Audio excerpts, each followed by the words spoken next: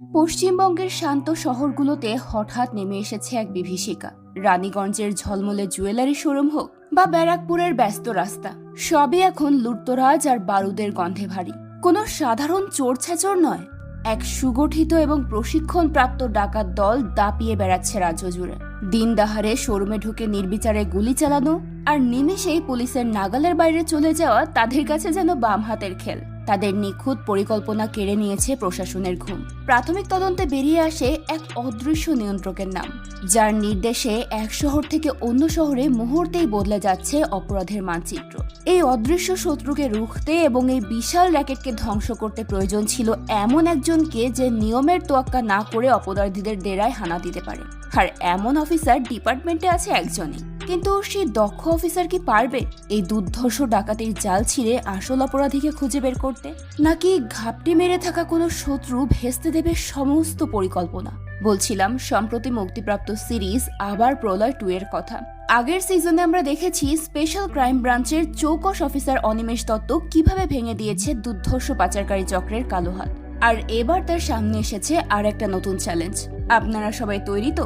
তবে তার আগে বলে রাখি, ঠান্ডা লেগে আমার গলার অবস্থা খুবই খারাপ, তাই কোনো রকম ছোটখাটো ভুল হয়ে গেলে ক্ষমা সুন্দর দৃষ্টিতে দেখবেন। এখন চলুন কথা না বাড়িয়ে সরাসরি গল্পে চলে যায়। পশ্চিমবঙ্গের সুন্দরবনের হিন্দলগঞ্জ এলাকায় একের পর এক তরুণীরা নিখোঁজ হয়ে যাচ্ছিল। স্থানীয় প্রশাসনের নাভিশ্বাস উঠলেও অপরাধীদের নাগাল পাওয়া যাচ্ছিল না কোনোভাবেই। এমন সময় অপরাধীদের শেকড় খুঁড়তে স্পেশাল ক্রাইম ব্রাঞ্চের অফিসার অনিমেষ দত্তকে পাঠানো হয়। অনিমেষ আর 5 জন গদবাঁধা পুলিশ অফিসারের মতো আইনের কঠোর মারপ্যাচে বিশ্বাসী নয়, বরং তার কাজ করার স্টাইল সবার থেকে আলাদা। অনিমেষ দত্ত সুন্দরবনে পৌঁছেই বুঝতে পারে এটা কোনো ছোটখাটো কেস নয়, এর পেছনে আছে বিশাল এক পাচারকারী চক্র।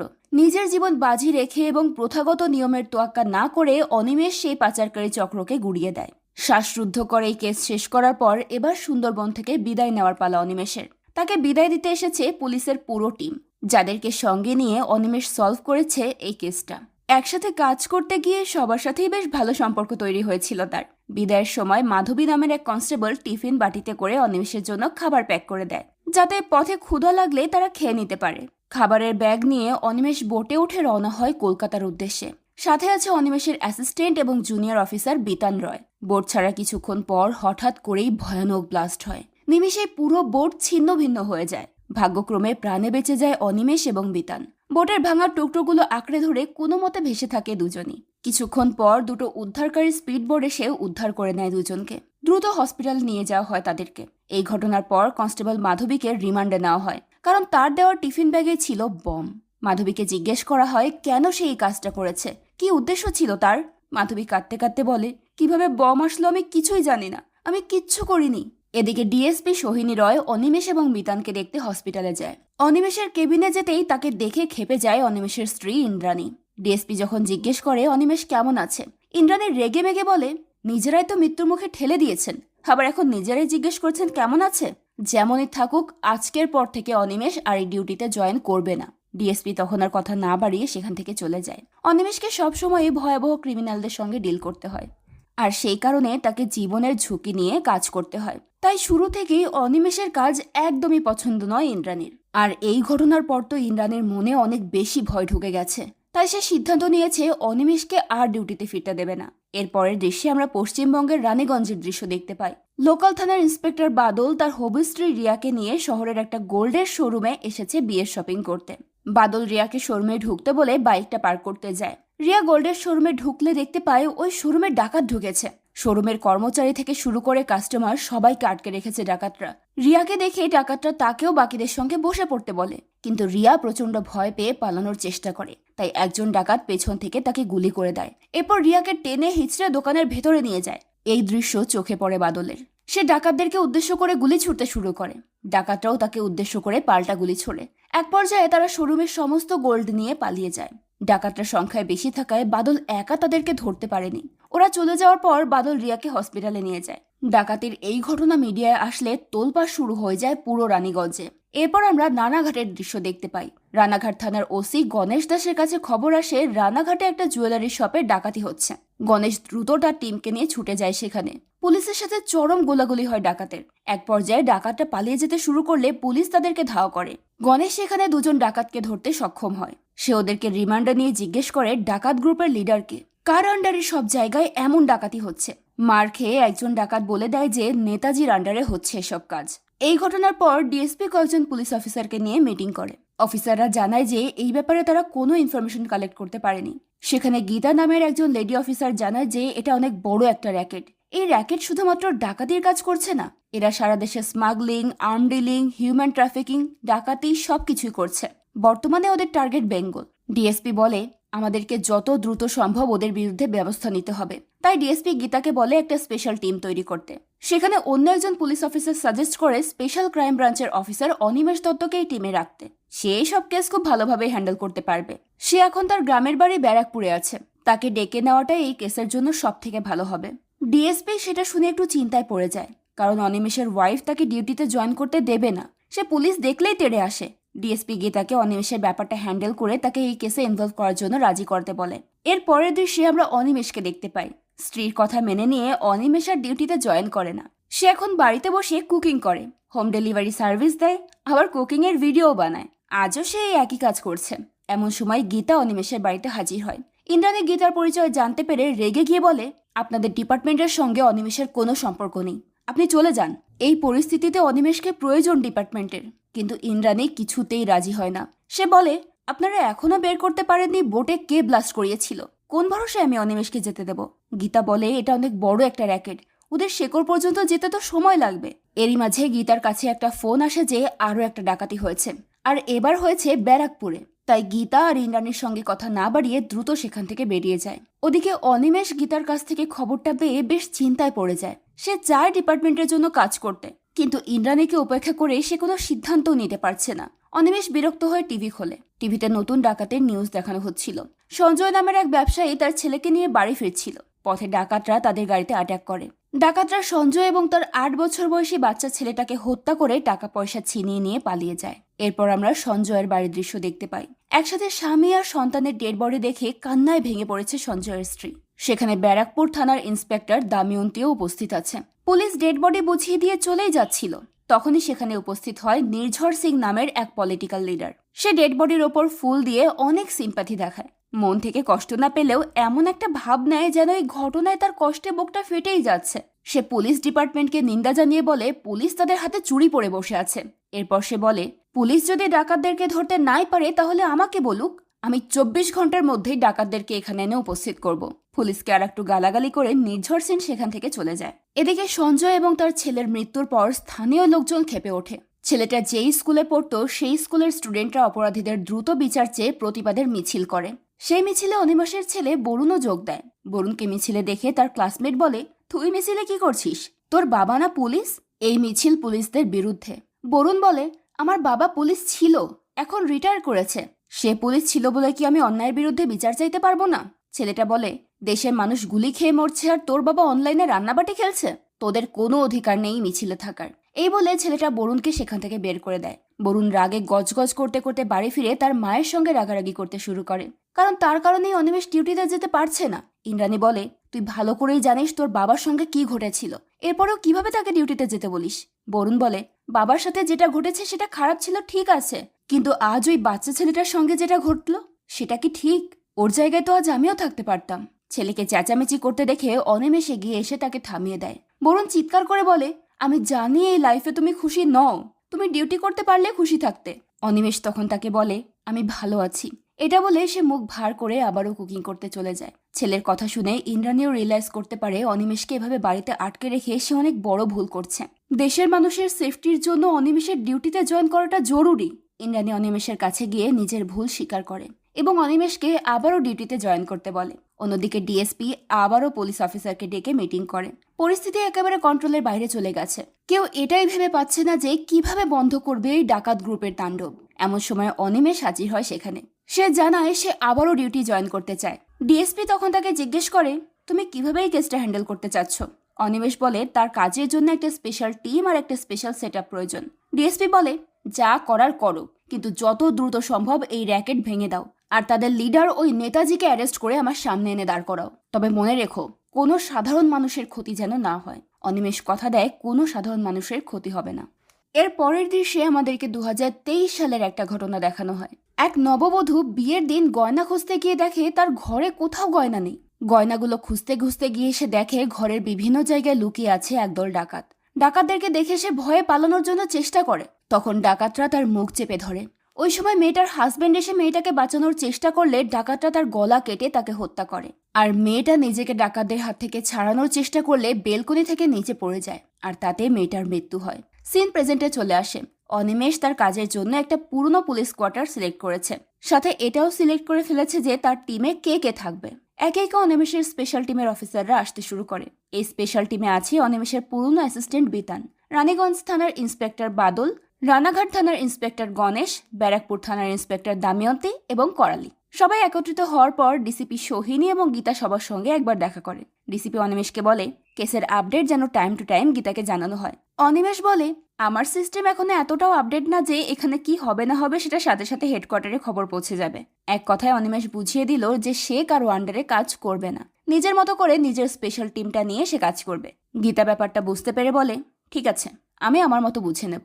এরপর গীতা এবং ডিএসপি চলে যাওয়ার পর অনিমেষ তার টিম মেম্বারদেরকে বুঝিয়ে বলে যে যতদিন না আসল অপরাধী নেতাজি ধরা পড়ছে ততদিন এটাই আমাদের আস্তানা।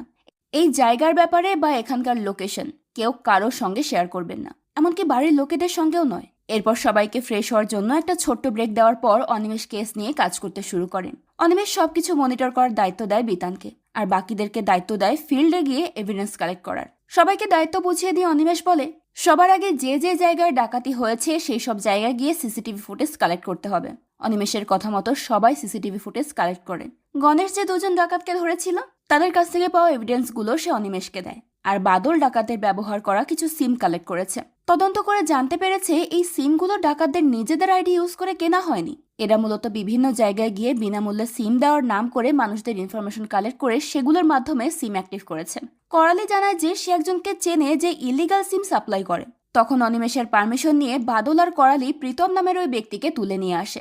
অনিমেষ প্রীতমকে রিমান্ডে নিয়ে জিজ্ঞেস করে যে তার কাস্টমারদের মধ্যে এমন কেউ আছে কিনা যে রেগুলার সিম কেনে। প্রীতম জানায় একজন আছে যে অনেকগুলো সিম নিয়েছে, কিন্তু সে ওই ব্যক্তির নাম জানে না। অনিমেষ প্রীতমের কাছে ওই ব্যক্তির ফোন নাম্বার চায়। প্রীতম একটা নাম্বার দেখিয়ে বলে এক এক সময় এক এক নাম্বার থেকে যোগাযোগ করে ওই ব্যক্তি, তবে লাস্ট 15 দিন ধরে এই নাম্বার দিয়ে যোগাযোগ করছে। অনিমেষ নাম্বারটা বিতানের কাছে পাঠায় ডিটেলস বের করার জন্য। বিতান ওই নাম্বার ট্রেস করে তারক দাস নামের এক ব্যক্তির সন্ধান পায়। সেই সাথে প্রীতমের দেওয়া বর্ণনা অনুযায়ী ওই ব্যক্তির একটা স্কেচও তৈরি করে অনিমেষের টিম। এরপর বাদল আর দামিয়ন্তী তারক দাসের বাড়ির লোকেশনে চলে যায়। বাইরে লুকিয়ে ওরা বাড়ির উপর নজর রাখে। এরপর তারক বাড়ির বাইরে বের হলে বাদল তাকে ফলো করতে শুরু করে, আর দাময়ন্তী এনজিওর কর্মী সেজে তারকের স্ত্রীর সঙ্গে কথা বলতে যায়। তারকের স্ত্রীর কাছ থেকে সে তারকের ব্যাপারে জানতে চাইলে সে বলে তারকের গ্যারেজ আছে, সে সারাদিন গ্যারেজে কাজ করে। বাদলও তারকের ওপর নজর রেখে জানতে পারে গ্যারেজ ছাড়া আর কোথাও যায় না সে, তবে চোরাই মাল বিক্রি করার জন্য বেশ বিখ্যাত তারক। স্থানীয় থানায় একটা মামলাও আছে তার নামে। ব্যাপারটা অনিমেষকে জানালে অনিমেষ তারককে তুলে নিয়ে আসতে বলে। বাদল তারককে তুলে নিয়ে আসলে অনিমেষ তাকে রিমান্ডে নেয়। ব্যাক সাইডে লাঠি থেরাপি দিয়ে অনিমেষ তাকে জিজ্ঞেস করে প্রীতমকে সে চেনে কিনা। প্রথমে অস্বীকার করলেও লাঠি থেরাপির ডোজ বাড়িয়ে দিলে সে স্বীকার করে নেয় যে প্রীতমকে সে চেনে। সে ইলিগাল সিম সাপ্লাই করে। অনিমেষ জিজ্ঞেস করে এই সিমগুলো কার কাছে সে সাপ্লাই করে। তারক বলে আমি তার নাম বলতে পারবো না, নাম বললে ও আমাকে মেরে ফেলবে। অনিমেষ বলে আর নাম না বললে আমরা তোকে মেরে ফেলবো। এরপর লাঠির ডোজ আরেকটু বাড়িয়ে দিলে তারক বলে দেয় ওই ব্যক্তির নাম নাসির। তারক আরো বলে যে ওরা এক এক সময় এক এক নাম্বার দিয়ে কল করে। ওদের ব্যাপারে তারকের বেশি আর কিছু জানে না, সে শুধু অর্ডার অনুযায়ী সিম, বাইক, কার এসব সাপ্লাই করত। অনিমেষ জিজ্ঞেস করে তোদের নেতাকে। তারক বলে আমাদের নেতা তো পার্থ। করালি বলে অযথা ভুলভাল না বকে নেতাজির পরিচয় বল। তারক বলে আমি কোনো নেতাজিকে চিনি না। অনিমেষ তখন তারককে লোভ দেখায় যে সে তারককে ছেড়ে দেবে, তবে 24 ঘন্টার মধ্যে নাসিরের সমস্ত ইনফরমেশন কালেক্ট করে এনে দিতে হবে। অনিমেষ তারকের শরীরে ডিভাইস লাগিয়ে দেয়, তাই পুলিশকে কোনোভাবে ডাবল ক্রস করার কোনো সুযোগই নেই তারকের। এদিকে বিতান সমস্ত সিসিটিভি ফুটেজ অ্যানালাইসিস করে জানতে পারে যে কোনো অপারেশন করার আগে ডাকাতরা টার্গেটের আশেপাশের এরিয়াগুলো খুব ভালোভাবে নজর রাখে। প্রায় মাসখানেক ধরে ঘুরে ফিরে আশেপাশের এরিয়ার সম্পর্কে সম্পূর্ণ ধারণা নিয়ে তারপর তারা ডাকাতি করে। অনিমেষ বলে তাহলে ওরা কোথায় ডাকাতি করবে এটা অনেক আগে থেকে ওরা প্ল্যান করে রাখে। তাই সে সমস্ত বড় বড় জুয়েলারি শোরুমগুলোতে ইনফর্ম করে দিতে বলে যেন সন্দেহজনক কিছু দেখলে পুলিশকে কল করে। এর পরের দৃশ্যে আমরা নৈহাটির একটা জুয়েলারি শোরুমের দৃশ্য দেখতে পাই। ডাকাত দলের কয়েকজন ছেলে শোরুমে ঢুকে ঘুরে ফিরে শোরুমের সবকিছু ভালোভাবে দেখে নেয়। তাদের মধ্যে একজন তো সেখানে একজন কর্মচারীর সঙ্গে ভাবও জমিয়ে ফেলে। আর একজন জুয়েলারির ছবি তুলতে শুরু করলে ম্যানেজারের মনে একটু সন্দেহ হয়। ম্যানেজার তার সঙ্গে কথা বলতে গেলে সে ম্যানেজারকে ইগনোর করে তার বাকি সাথীদেরকে নিয়ে শোরুম থেকে বেরিয়ে যায়। ছেলেগুলোর আচরণ সন্দেহজনক হওয়ায় ম্যানেজার সাথে সাথে থানায় কমপ্লেন করে এবং শোরুমের সিসিটিভি ফুটেজ শেয়ার করে। ওই ফুটেজ বিতানের কাছেও পৌঁছে যায়। বিতান টিমের সমস্ত মেম্বারদেরকে ওই ফুটেজ দেখায়। ডাকাতদের মধ্যে থেকে একজনকে বাদল চিনতে পারে। ওই ব্যক্তি বাদলের স্ত্রীকে গুলি করেছিল।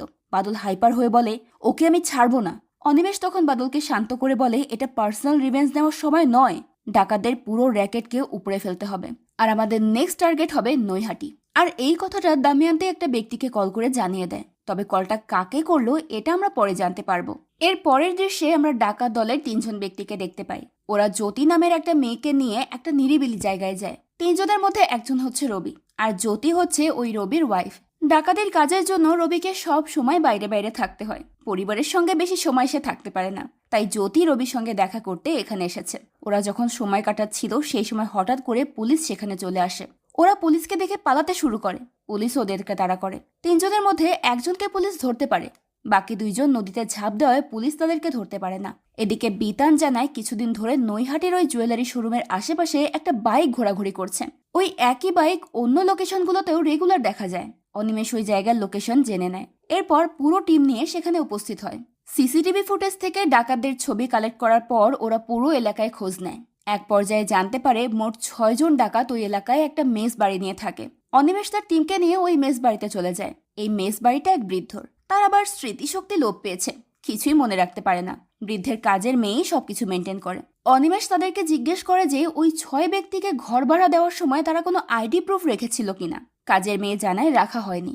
অনিমেষ ওদেরকে ঘরটা দেখাতে বলে, কিন্তু সেখানে গিয়ে দেখতে পায় পুরো ঘরটাই ফাঁকা, কোনো জিনিসপত্রও নেই। কাজের মেয়েকে জিজ্ঞেস করলে সে জানায় ওরা আজ সকালেই কোথাও একটা চলে গেছে। সে আরো জানায় ওই 6 জন সারাদিন ঘর থেকে তেমন একটা বের হতো না। সারাক্ষণ ঘরের ভেতরে ফোনে কথা বলতো আর ল্যাপটপ চালাতো। আর মাঝে মাঝে অদ্ভুত দেখতে একটা লোক ওদের সঙ্গে দেখা করতে আসতো। দাময়ন্তী লুকিয়ে লুকিয়ে এই ইনফরমেশনগুলো কাকে যেন টেক্সট করে জানিয়ে দেয়। অনিমেষ ব্যাপারটা লক্ষ্য করে, তবে খুব একটা গুরুত্ব দেয় না।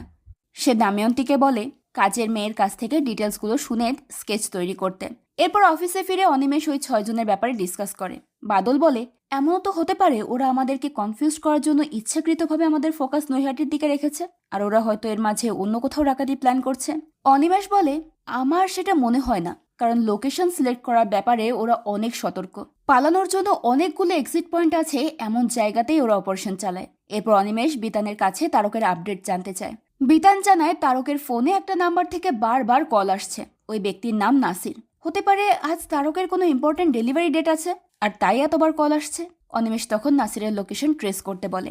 আজ তারকের সঙ্গে নাসিরের দেখা হওয়ার সম্ভাবনা আছে, তাই বাদল এবং করালি নাসিরকে ফলো করতে শুরু করে। ওরা দেখতে পায় 2 জন লোক একটা ব্যাগ নিয়ে তারকের কাছে আসে। ওরা তারকের সঙ্গে ব্যাগটা এক্সচেঞ্জ করে। এরপর তারা নিজেদের গাড়ির নাম্বার প্লেট চেঞ্জ করে সেখান থেকে চলে যায়। বাদল ধারণা করে ওদের মধ্যে একজন হয়তো নাসির হবে। নাসির এবং তারক 2 জন 2 দিকে গেছে, তাই বাদল করালিকে পাঠায় নাসিরের পেছনে আর নিজে যায় তারকের পেছনে। তারক সরাসরি বাড়িতে ফিরে যায়, আর নাসির রাস্তার দোকান থেকে কিছু খাবার কিনে নিয়ে একটা হোটেলে যায়। তাই অনিমেষ করালিকে বলে হোটেলের বাইরে অপেক্ষা করতে। একদিকে করালি হোটেলের বাইরে পাহারা দিতে দিতে ঝিমিয়ে পড়ছিল, আর অন্যদিকে নির্ঝর ফাগুনিয়া নামের একটা মেয়ের সঙ্গে হোটেলের রঙ্গলীলায় মেতেছিল, আর তাকে বাইরে দাঁড়িয়ে পাহারা দিচ্ছিল গুরু। নির্ঝর ফাগুনিয়ার সঙ্গে কিছুক্ষণ নাচ গান করতে না করতেই মদের নেশায় একেবারে বিভোর হয়ে যায়। সেটা দেখে ফাগুনিয়া রেগে বাইরে গিয়ে গুরুর কাছ থেকে তার সিগারেটটা নিয়ে খেতে শুরু করে। নির্ঝরের এমন রান তোলার আগে উইকেট পড়ে যাওয়ার বিষয়টা তার একদমই ভালো লাগেনি। তখন গুরু তাকে সান্ত্বনা দিয়ে বলে সে নির্ঝরের থেকে যথেষ্ট স্ট্রং, তাই এবার তারা 2 জন রাসলীলায় মেতে ওঠে। দেখতে দেখতে সকাল হয়ে যায়। করালি ততক্ষণে ঘুমিয়ে পড়েছিল। সকালে ঘুম ভাঙতেই সে দেখতে পায় ওই ডাকাতরা গাড়ি নিয়ে কোথাও একটা রওনা হচ্ছে। সে তৎক্ষণাৎ বিষয়টা অনিমেষকে জানালে সে বুঝে যায় ওরা নিশ্চয়ই নেক্সট টার্গেটে হামলা করতে যাচ্ছে। তাই সে করালিকেও ডাকাতদেরকে ফলো করতে বলে নিজেও লোকেশনের উদ্দেশ্যে যাওয়ার জন্য রওনা হচ্ছিল। তখনই সেখানে সিনিয়র অফিসার গীতা এসে হাজির হয়। সে অনিমেষকে জেরা করতে শুরু করে যে কেসের এখনো কোনো আপডেট তাকে জানানো হয়নি কেন। তাকে দেখে অনিমেষ একটু বিরক্ত হয়, কিন্তু তাতে গীতার কিচ্ছু এসে যায় না। সেও জেদ ধরে অনিমেষের সঙ্গে ফিল্ডে যাওয়ার জন্য, কিন্তু অনিমেষ তাকে নিষেধ করে দেয়, কারণ সেখানে যে কোনো ধরনের রিস্ক হতে পারে। তার বদলে সে গীতাকে বিতানের সঙ্গে অফিসে বসে সব মনিটর করতে বলে। এতে গীতা যখন জিজ্ঞেস করে যে তার প্ল্যান কি, তখন অনিমেষ তাকে সম্পূর্ণ প্ল্যান খুলে বলে। তাদের প্ল্যান হলো ছদ্মবেশে বিভিন্ন জায়গায় ছড়িয়ে ছিটিয়ে ডাকাতদের উপর নজর রাখা এবং সুযোগ বুঝে তাদেরকে হাতে নাতে গ্রেপ্তার করা। তো সেই প্ল্যান অনুযায়ী অনিমেষের টিম কাজে লেগে পড়ে। বিভিন্ন এক্সিট পয়েন্টে লোকাল পুলিশরা ডিউটিতে থাকবে, আর দময়ন্তী সেলস গার্ল সেজে কাস্টমারদেরকে অ্যাটেন্ড করবে। বাদল থাকবে কাস্টমার হিসেবে, অনিমেষ আর করালি থাকবে রাস্তায় তদারকিতে, এবং গণেশ থাকবে সামনের গেটের সিকিউরিটি গার্ড হিসেবে। গীতার মনে হচ্ছিল না এত বড় একটা দায়িত্ব গণেশ সামলাতে পারবে, তবে অনিমেষের সম্পূর্ণ বিশ্বাস ছিল যে সে অবশ্যই পারবে, আর তার বিশ্বাস দেখেই আরও বেশি কনফিডেন্স পায় গণেশ। তারা লোকেশনে যাওয়ার কিছুক্ষণের মধ্যেই ডাকাতরা গাড়ি নিয়ে সেখানে চলে আসে। তারা গাড়ি থেকে বেরিয়ে যাওয়া মাত্রই করালি গিয়ে গাড়িটার টায়ার পাংচার করে দেয়। করালি যখন তার কাজ করছিল তখনই একটা লোক এসে অন্যের গাড়ির হাওয়া বের করতে দেখে করালির সঙ্গে ঝগড়া শুরু করে। কথায় কথায় লোকটা পুলিশকে ডাকার হুমকি দিলে করালি মুখ ফসকে বলে ফেলে, আমি নিজেই পুলিশ। এই কথা ডাকাতদের একজনের কানে যায় এবং সে তৎক্ষণাৎ চিৎকার করে তার দলের লোকেদেরকে অ্যালার্ট করে দেয়। সেটা শুনে ভেতরে থাকা ডাকাতেরা পালানোর চেষ্টা করলে গণেশ তাদের মধ্যে একজনকে ল্যাং মেরে ফেলে দেয়, আর বাকিরা অন্য ডাকাতদেরকে ঘিরে ফেলে। এদিকে অনিমেষও বাইরে থাকা লোকটাকে ধরে মারতে শুরু করে। তখন সে দেখতে পায় সেটা হলো কুখ্যাত ক্রিমিনাল ইয়াসিন আলী, যাকে অনিমেষ এবং তার টিম এর আগেও একবার অনেক কষ্টে ধরেছিল, কিন্তু সে পালিয়ে গিয়েছিল। তাই এবার আর অনিমেষ কোনোভাবেই তাকে ছাড়তে চায় না। এরই মাঝে ডাকাত দলের আরও একজন লোক এসে অনিমেষের দিকে গান পয়েন্ট করে বলে, আরে স্যার, আপনি এখনো বেঁচে আছেন? লোকটার কণ্ঠ শুনে অনিমেষ একটু থমকে যায়, কারণ কণ্ঠটা তার কাছে খুব পরিচিত মনে হচ্ছিল। ওদিকে ততক্ষণে ডাকাতরা ভেতরে থাকা পুলিশদেরকেও জিম্মি করে নিয়েছিল। গণেশ তখন সেখানে থাকা একজন ডাকাতের মাথায় গুলি করে তাকে মেরে ফেলে। এরপর সে বাইরে বেরিয়ে যখন সেখানকার অবস্থা দেখে, তখন সে ডাকাত দলের একজনকে গুলি করতে যায়। তখন সেই লোকটাই গণেশকে গুলিতে একেবারে ঝাঁঝরা করে দেয়। অনিমেষ তখন টেনে ওই ডাকাতের মুখোশটা খুলে দেখে সেই পুরনো চোরদেরই একজন। অনিমেষ তখন বুঝে যায় এটাই নিশ্চয়ই নেতাজি। এরই মাঝে ভেতরে থাকা ডাকাতদের সঙ্গে পুলিশের তুমুল ফাইট আর গোলাগুলি শুরু হয়। ডাকাতদের একজনের গুলিতে সোনালী নামের ওই মেয়েটাও বেশ গুরুতরভাবে আহত হয়ে পড়ে, আর সেই সাথে ওই ডাকাতরাও সেখান থেকে পালিয়ে বেরিয়ে আসে। বাইরে বেরিয়ে তারা অনিমেষের ওপর গুলি ছুটতে শুরু করলে নেতাজি সেই সুযোগে তার দলবল নিয়ে সেখান থেকে পালিয়ে যায়। তবে সৌভাগ্যবশত ইয়াসিন আর পালানোর সুযোগ পায় না। গণেশের মৃত্যুতে টিমের সবাই ভীষণ ভেঙে পড়েছিল। তার খুনসুটি, দুষ্টুমি, সততা সবার মনে গভীর ছাপ ছেড়ে দিয়েছিল। তাই তারা আরও জোরালোভাবে ডাকাতদেরকে খুঁজতে শুরু করে। এসবের মাঝেই অতীতের একটা দৃশ্য আমাদেরকে দেখানো হয়। একবার পুলিশরা পুল্লু নামের এক আসামিকে ধরে এনে প্রচুর মারধর করেছিল তার অন্যায় স্বীকার করে নেওয়ার জন্য। মারতে মারতে তার পা দুটোও ভেঙে দেয় তারা, কিন্তু কোনোভাবেই সে নিজের অন্যায় স্বীকার করেনি। এক পর্যায়ে তাকে রক্তাক্ত অবস্থায় ফেলে রেখে পুলিশরা সেখান থেকে চলে যায়। তারা যাওয়ার পর সেখানে পরিতোষ নামের একটা লোক আসে। সে পুল্লুকে তার হয়ে কাজ করার জন্য রিকোয়েস্ট করতে থাকে। সেই সাথে তার শরীরে খুব বাজেভাবে টাচ করতে থাকে। দেখে মনে হচ্ছিল লোকটার হয়তো কোনো বদমতলব আছে, তাই পুল্লু তাকে কোনো রকম পাত্তা দেয় না। কিন্তু তাদের এই ঘটনার সঙ্গে বর্তমান ঘটনার কি কানেকশন আছে, বা আদৌ কোনো কানেকশন আছে কিনা, সেটা আমরা একটু পরে জানতে পারবো। পরদিন সম্পূর্ণ সম্মানের সাথে গণেশের শেষকৃত্য সম্পন্ন করা হয়। তখন গণেশের ছেলেটা অনিমেষের কাছে গিয়ে জিজ্ঞেস করে, আঙ্কেল, আমার বাবাকে কেন শাস্তি দেওয়া হলো? সবাই বলে আমার বাবা নাকি বোকা, আলুর বস্তার মতো। সে দৌড়তে পারে না, লড়াই করতে পারে না, এই জন্যই ডাকাতরা তাকে মেরে ফেলেছে। সেটা শুনে অনিমেষ ইমোশনাল হয়ে বলে, এসব ভুল কথা। আমি প্রমাণ করে দেব যে সে মোটেও বোকা নয়। তোমার বাবা অনেক সাহসী একজন অফিসার, দেশের জন্য শহীদ হয়েছে সে। এরই মাঝে অনিমেষের কাছে নেতাজির কল আসে। সে এবার সরাসরি হুমকি দেয় যে অনিমেষের চোখের সামনেই সে সোনার বাংলার সমস্ত সোনা চুরি করে নেবে, কিন্তু কেউ কিচ্ছু করতে পারবে না। অনিমেষও তখন তাকে চ্যালেঞ্জ দেয় যে তার যদি এতই সাহস থেকে থাকে তাহলে সে যেন সামনে এসে হুমকিটা দেয়। এসব কথার মাঝেই হঠাৎ আর এক নেতাজি এসে সেখানে হাজির হয়, অর্থাৎ নির্ঝর আর কি। তবে সে গণেশের মৃত্যুতে দুঃখিত হতে আসেনি। সে এসেছে লাশের উপর মালা দেওয়ার নাম করে ছবি তুলে মানুষের সিম্প্যাথি হাসিল করতে। শুধু তাই নয়, সে গণেশের পরিবারকে কিছু টাকা দিয়ে সাহায্যও করতে চায়, কিন্তু গণেশের ওয়াইফ সেটা অ্যাকসেপ্ট করে না। সেটা দেখে অনিমেষ তার মুখের উপর বলে দেয়, এসব ভণ্ডামি অন্য কোথাও গিয়ে করো। গণেশের জন্য আমরা যেটুকু করতে পারি সেটাই তার পরিবারের জন্য যথেষ্ট। তোমার ওই পাপের টাকা তার লাগবে না। এটা শুনে নির্ঝর ভীষণ রেগে যায়। সেখানে অনিমেষ আর তার মধ্যে বেশ ভালো রকম তর্কাতর্কিও হয়। সেখানে নির্ঝরের অ্যাসিস্ট্যান্ট গুরুও অনিমেষকে অনেক আজে বাজে কথা বলে এবং হুমকিও দেয়। অনিমেষ তখন রাগের মাথায় তাকে মারতে গেলে নির্ঝর তাকে আটকায়। সামনে যেহেতু ইলেকশন, তাই সে খুব একটা বাড়াবাড়ি না করে সেখান থেকে চলে যায়। এরপর করালি আর বাকিরা পৌঁছে যায় তারককে পাকড়াও করতে। বেচারা ওই সময় বউয়ের সঙ্গে একটু সময় কাটাচ্ছিল। তার মধ্য থেকেই তাকে ধরে এনে ইয়াসিনকে শনাক্ত করায় পুলিশ। তারক ইয়াসিনকে দেখেই বলে, এটাই তো নাসির। ইয়াসিনও সেটা স্বীকার করে নেয়। সেই সাথে সে এটাও স্বীকার করে নেয় যে সেই ওই দিন বম ব্লাস্টটা করিয়েছিল অনিমেষের নৌকায়। সে অনিমেষদেরকে সাবধানও করে দেয় যে তারা যেন এই কেসটা থেকে দূরে সরে যায়, না হলে কেউ বাঁচবে না। এই কথা শোনা মাত্রই বিতান এসে পাগলের মতো ইয়াসিনকে পেটাতে শুরু করে। অনিমেষ কোনো মতে তাকে সামলে বাইরে পাঠিয়ে দেয়। বিতান রাগে গজগজ করতে করতে বাইরে যেতে দময়ন্তীর সামনে পড়ে। তবে সে কোনো রকম কথা না বলে তার ডেস্কে চলে যায়। সেখানে গিয়ে দময়ন্তী জিজ্ঞেস করে, আপনি ঠিক আছেন? বিতান তখন কাঁদতে কাঁদতে বলে, ওরকম একটা ঘটনার পর ঠিক থাকা যায় না, আমার পুরো লাইফটাই হেল করে দিল। এমন সময় সেখানে অনিমেষ চলে আসলে বিতান নিজেকে সামলে নেয়। অনিমেষ তখন তাকে উদ্দেশ্য করে বলে, এর খেসারত আরও একজন দিচ্ছেন। এই বলেই সে কাউকে কল করে বলে, আপনি দ্রুত আমার টিমে জয়েন করুন। তবে সেই লোকটা কে তা আমরা একটু পরে জানতে পারবো। এরপর বিতান অনিমেষকে নৈহাটির টাওয়ার লোকেশন ট্রেস করে 7টা নম্বরের একটা লিস্ট দেয়, যার মধ্যে একটা স্পেশাল নম্বর অল্প সময়ের জন্য অন হয়ে আবার অফ হয়ে গিয়েছিল।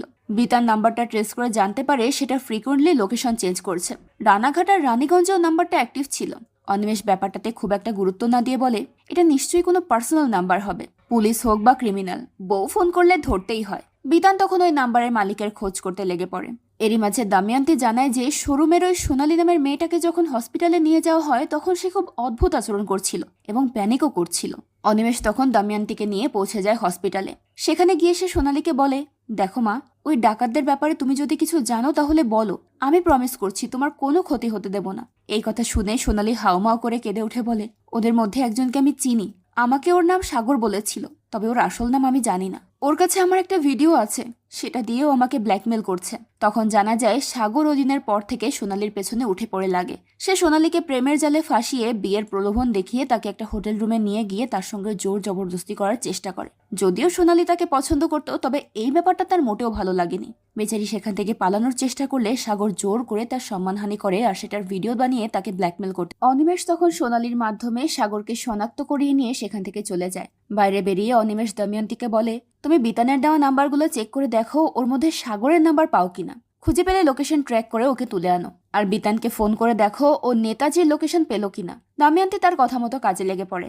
এদিকে নাসির ধরা পড়াতে ডাকাত দলের সদস্যরা বেশ ঘাবড়ে গিয়েছিল, তাই তারা আলাদা আলাদা দলে বিভক্ত হয়ে বিভিন্ন লোকেশনের উদ্দেশ্যে রওনা হয়ে যায়। বিতান তাদের মধ্যে দুজনের নাম্বার ট্রেস করে দেখে একটা নম্বর মালদার দিকে যাচ্ছে আর অন্যটা ধানবাদের দিকে। অনিমেষ তখন করালি আর বাদলকে ধানবাদের দিকে রওনা হতে বলে আর দময়ন্তীকে যেতে বলে মালদায়। দময়ন্তী তখন রিকোয়েস্ট করে বলে সে সাথে করে বিতানকেও নিয়ে যেতে চায়। বিতান এতে একটু অপ্রস্তুত হলেও অনিমেষ তাকে দময়ন্তীর সঙ্গে যেতে বলে। বিতান তখন ঘাবড়ে গিয়ে বলে, স্যার আমি এখানেই ঠিক আছি, এখানে সবকিছু মনিটর করতে হবে তো, আপনি তো সবকিছু জানেন। সেটা শুনে অনিমেষ বলে, জানি বলেই বলছি, তুমি যাও, এখানে মনিটর করার জন্য অন্য কেউ চলে আসবে। ঠিক সেই মুহূর্তে সেখানে এন্ট্রি নেয় মাধবী। তাকে দেখে সবাই হতবাক হয়ে যায়। মাধবী সেখানে এসেই অনিমেষের হাত পা ধরে ক্ষমা চেয়ে বলে, আমি সত্যি ওই দিন কিছু করিনি স্যার। মাধবীর সততা সম্পর্কে অনিমেষের সম্পূর্ণ ধারণা ছিল, এই কারণে এত কিছুর পরেও সে মাধবীকেই এখানে ডেকে এনেছে। এরই মাঝে বিতান সে স্পেশাল নাম্বারটার মালিকের খোঁজ পেয়ে যায়, যার নাম রবি। সিমটা যেহেতু পার্সোনাল ছিল তাই সেটার ইনফরমেশন বের করা সহজ হয়। বিতান জানায় যে রবি রোজ রাতে দুনকায় বসবাসকারী জ্যোতি নামের কোনো মেয়ের সঙ্গে কথা বলে।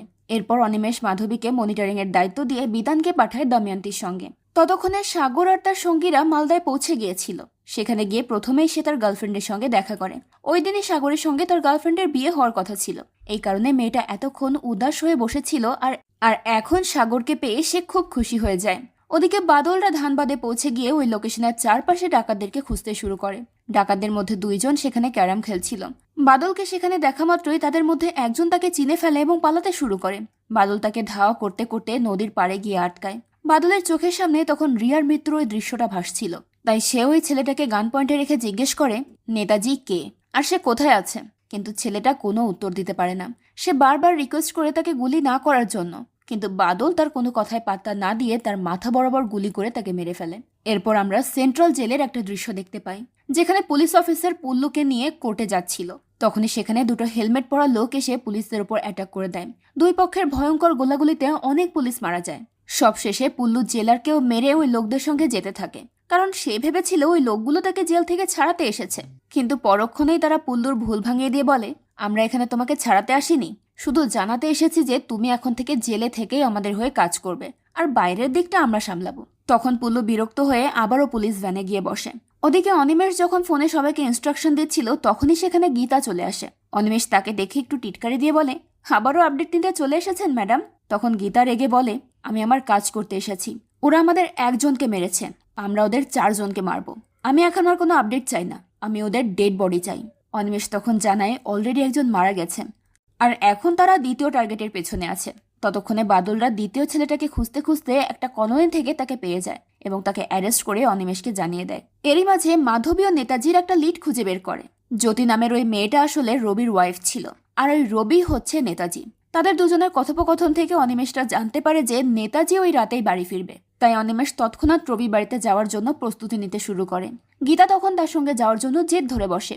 সে অনিমেষকে আশ্বস্ত করে যে সিকিউরিটিতে কোনো রকম ঝামেলা হবে না। তাই অনিমেষও তাকে সঙ্গে নিয়ে বেরিয়ে পড়ে। এরপর আমাদেরকে সেই দিনের দৃশ্য দেখানো হয় যেদিন নির্ঝর হোটেলে গিয়ে ফাগুনিয়ার সঙ্গে পার্টি করছিল। ভোরের দিকে জ্ঞান ফেরার পর নির্ঝর ফাগুনিয়ার সঙ্গে গুরুকে দেখে ভীষণ ক্ষেপে যায়, কারণ ফাগুনিয়াকে সে টাকা দিয়েছিল তাকে খুশি করার জন্য, কিন্তু ফাগুনিয়া খুশি করছে গুরুকে। এটা নিয়ে গুরুর সঙ্গে নির্ঝরের ঝগড়া শুরু হয়ে যায়। গুরু সেখানে বলে, আপনার মধ্যে পুরুষত্ব থাকলে তো আপনাকে খুশি করবে, ভুলে গেছেন গুন্ডাদের দেখে কি পরিমাণ ভয় পেয়েছিলেন? আমি তো আপনাকে বাঁচিয়েছি। সেটা শুনে নির্ঝর বলে, একবার বাঁচিয়েছিস বলে কি এখন মাথায় চড়বি? তাদের মধ্যে এসব নিয়ে কথা চলছিল, তার মাঝেই নির্ঝরের কাছে আরো একজনের কল আসে। লোকটা আর কেউ নয় বরং জেলের সেই পুল্লু ছিল যে কিনা নিজেকে নেতাজি নামে পরিচয় দিচ্ছিল। সেটা শুনে নির্ঝর রেগে গিয়ে বলে, আরে নেতাজি তো আমি নিজেই, তুই কে সেটা বল। পুল্লু তখন নির্ঝরের কাছে 5 কোটি টাকা দাবি করে। সেটা শুনে নির্ঝর বলে, তোর এসব ফালতু হুমকিতে পুলিশ ভয় পেতে পারে, আমি ভয় পাই না। আমি নিজেই তোর থেকে বড় গুন্ডা, তোদের মতো গুন্ডাদেরকে আমি পিষে মেরে ফেলতে পারি। দেখ আমি কিভাবে তোকে খুঁজে বের করি। পুল্লু তার কথায় পাত্তা না দিয়ে ফোনটা কেটে দেয়। এরপর নির্ঝর গুরুকে অর্ডার দেয়, এখন যে লোকটা আমাকে কল করেছে তাকে 24 ঘন্টার মধ্যে আমার সামনে এনে হাজির কর। আমি নিজ হাতে ওকে গুলি করব। যদি কাজটা করতে পারিস তাহলে ফাগুনিয়া তোর। সেটা শুনে গুরু তার কাজে লেগে পড়ে। ওদিকে নির্ঝর অন্য কাউকে ফোন করে একটা কাজ করতে বলে, তবে সেই কাজটা কি তা আমরা পরে জানতে পারবো। যাই হোক, বিতান দামিয়ান্তিকে নিয়ে মালদা যাওয়ার সময় বলে, আমাকে নিয়ে গিয়ে ভুল করছো, লাভের লাভ কিছুই হবে না, অযথা ঝামেলা বাড়বে। তখন দামিয়ান্তি বলে, নিজেকে নিয়ে এত খারাপ পারসেপশন রাখার দরকার কি? তুমি তো ডিপার্টমেন্টের একজন কনফিডেন্ট এবং ডায়নামিক অফিসার। সেটা শুনে বিতান বলে, কনফিডেন্স নিয়ে কোনো সমস্যা নেই, কিন্তু ডায়নামিজম নিয়ে আছে। দামিয়ান্তি তার কথার মানেটা বুঝতে পারে না। তখন বিতান বলে, আমাদের জীবনে এমন অনেক গভীর ক্ষত থাকে যেটা আমরা মনের গভীরে লুকিয়ে চলাচল করি। দামিয়ান্তিও তার কথায় সায় দিলে বিতান বুঝতে পারে নিশ্চয়ই দামিয়ান্তির জীবনেও কোনো খারাপ অতীত লুকিয়ে আছে। তবে বিষয়টা নিয়ে সে দামিয়ান্তিকে কোনো প্রশ্ন করে না। দামিয়ান্তি তখন তাকে বোঝায়, জীবনটা তেমনই হয় যেমনটা আমরা তাকে দেখতে চাই। ভালো ভাবলে ভালো, আর খারাপ ভাবলে খারাপ। কথাটা বিতানের মন ছুঁয়ে যায়। আসলে দামিয়ান্তি ধীরে ধীরে বিতানকে পছন্দ করতে শুরু করেছিল, আর এখন হয়তো বিতানের মনেও তার জন্য কোনো জায়গা তৈরি হচ্ছে। তো এসব কথা বলতে বলতেই তারা পৌঁছে যায় মালদা থানায়। সেখানকার ইন্সপেক্টরকে যখন তারা জানায় যে তারা সাগরকে অ্যারেস্ট করতে এসেছে, তখন ইন্সপেক্টর বলে, আপনারা বুঝছেন না, সাগরের আসল নাম জিসান গাজী।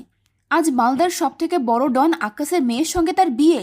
আমরাও সেখানে যাওয়ার প্রস্তুতি নিচ্ছি, কোনোভাবেই তাকে স্পর্শ করা যাবে না। কিন্তু বিতানরা নাছর বান্দা, তাই একটা পর্যায়ে ইন্সপেক্টর বিতানদেরকে নিয়ে বাধ্য হয়ে বিয়েবাড়ির উদ্দেশ্যে রওনা হয়। তবে ভেতরে ঢোকার আগে তাদেরকে সতর্ক করে দেয় যে তারা শুধুমাত্র সাগর ওরফে জিসানের সঙ্গে দেখা করতে পারবে, কিন্তু কোনো রকম অ্যাকশন নিতে পারবে না। দাময়ন্তীরা তার কথা মেনে নিয়ে ভেতরে ঢোকে ঠিকই, কিন্তু সেখানে ঢুকেই তারা সাগরকে অ্যারেস্ট করতে চায়। এটা শুনে আকাশ এগিয়ে এসে জিজ্ঞেস করে, কেন অ্যারেস্ট করবেন ওকে? আমার জামায় খুন, রাহাজানি, ডাকাতি, ছিনতাই এসব করবে না তো কি আপনাদের মতো ইউনিফর্ম পরে নেতাদের পা চাটবে? কথাটা শুনে বিতানের ভীষণ রাগ হয়। তবে তারা বুঝে গিয়েছিল এখান থেকে সাগরকে নিয়ে যাওয়া খুব একটা সহজ হবে না। তখনই দামিয়ান্তির মাথায় একটা আইডিয়া আসে। মেয়েরা যতই খারাপ পরিবেশে থাকুক না কেন, সে তার ভালোবাসার মানুষের ভাগ অন্য কাউকে দিতে চায় না। আর সেটাকেই পুঁজি বানিয়ে দামিয়ান্তি আকাশের মেয়েকে জানিয়ে দেয় যে সাগর সোনালী নামের ওই মেয়েটার সঙ্গে কি কি করেছে। এমনকি সোনালীর ভিডিওটাও তাকে দেখায়। সেটা দেখে সাগরের হবু স্ত্রী ভীষণ ভেঙে পড়ে। আকাশ ভিডিওটা দেখে বিতানদেরকে বলে, ওকে নিয়ে যান, যা খুশি করুন ওর সঙ্গে, আমাদের সঙ্গে ওর কোনো সম্পর্ক নেই। সাগর তখন তাদের হাতে পায়ে ধরে রিকোয়েস্ট করতে থাকে পুলিশের হাত থেকে তাকে বাঁচিয়ে নেওয়ার জন্য, কিন্তু কেউ তার কথায় বিন্দু মাত্র পাত্তা দেয় না। বিতানরা যখন তাকে ধরে নিয়ে যাচ্ছিল তখনই আকাশের মেয়ে রাগের মাথায় গুলি করে সাগরকে মেলে ফেলে এবং বলে, মালদায় কোনো চরিত্রহীনদের জায়গা নেই। বিতানদের তখন আর কিছুই করা থাকে না। এদিকে নেতাজি ওরফে রবি ততক্ষণে বাড়িতে পৌঁছে গিয়েছিল। সে যখন তার ওয়াইফের সঙ্গে সময় কাটাচ্ছিল ঠিক সেই মুহূর্তে গীতা আর অনিমেষ সেখানে পৌঁছে যায়। সরি টু সে, বাট এইটা বুঝলাম না ভাই, অনিমেষের টিমের টাইমিং এত খারাপ কেন? যাই হোক, কেসে ফিরে আসি। তো সেখানে অনিমেষ আর রবির মধ্যে তুমুল লড়াই শুরু হয়, আর গীতা চলে যায় জ্যোতির কাছে। সে ভেবেছিল জ্যোতি নিরীহ একটা মেয়ে হবে, তাই সে জ্যোতিকে আশ্বস্ত করে বলে, তোমরা আমার সঙ্গে চলো, তোমাদের কোনো ক্ষতি হবে না। তখন জ্যোতি উল্টো গীতার উপরে অ্যাটাক করে দিয়ে বাইরে এসে অনিমেষের মাথায় পিস্তল ঠেকায়। ঠিক সেই মুহূর্তে গীতাও বাইরে বেরিয়ে জ্যোতির দিকে গান পয়েন্ট করেন। অর্থাৎ এখন এখান থেকে আর পরের সিনে আমরা নির্ঝরকে গাড়ি নিয়ে কোথাও যেতে দেখি। মাঝ রাস্তায় হঠাৎই কিছু লোক নির্ঝরের গাড়ির উপর প্রবল বেগে গুলি চালাতে থাকে, যার ফলে নির্ঝরের সব গার্ড গাড়ি থেকে নেমে তাদের সাথে মোকাবেলা করতে শুরু করে। কিন্তু এই লোকগুলো সব গার্ডদেরকে মেরে ফেলে। নির্ঝর কোনোভাবে তার গাড়ি থেকে নেমে গাড়ির পেছনে লুকিয়ে পড়ে। ওই লোকগুলো নির্ঝরকে গুলি করতেই যাচ্ছিল, তখন বাইকে করে একটা ছেলে এসে নির্ঝরকে বাঁচিয়ে নেয়। ওই ছেলেটা একাই ওই গুন্ডাদের সঙ্গে ফাইট করে, যার ফলে তারা সবাই সেখান থেকে পালিয়ে যায়। নির্ঝর ওই ছেলেটাকে জিজ্ঞেস করে, কে তুই? ছেলেটা বলে, আমি আপনার ফ্যান। ছেলেটা নির্ঝরের কাছে নিজেকে গুরু বলে পরিচয় দেয়। নির্ঝর জিজ্ঞেস করে, তুই কিভাবে জানলি এখানে হামলা হবে? গুরু বলে, আমি আপনার ফলোয়ার, আপনার মুভমেন্ট ফলো করাই হচ্ছে আমার কাজ। নির্ঝর তখন তাকে জিজ্ঞেস করে যে এরা কারা ছিল।